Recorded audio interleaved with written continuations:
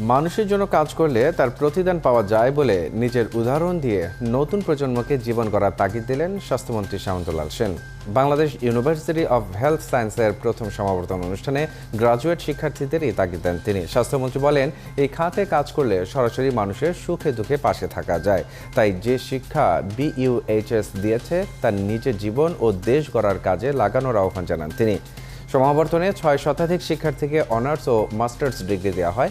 সমাবর্তনে আরও বক্তব্য দেন ইউনিভার্সিটি কলেজে লন্ডনের global health and sustainable development বিভাগের অধ্যাপক অ্যান্থনি কস্ট্রেলো।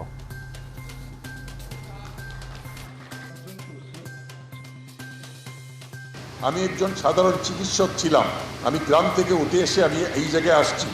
আমি মানুষের সেবা করে মানুষের কাছে কাজ লাগিয়ে, যেটা আমি আগেই বলেছি, যেহেতু মাননীয় প্রধানমন্ত্রী আমাকে আজকে স্বাস্থ্যমন্ত্রীর দায়িত্ব দিয়েছে, আমি আশা করি তোমাদের মধ্যে একজন এই দেশকে এমনভাবে সেবা করো যে তোমরা কেউ একজন এদেশের প্রধানমন্ত্রী হবে।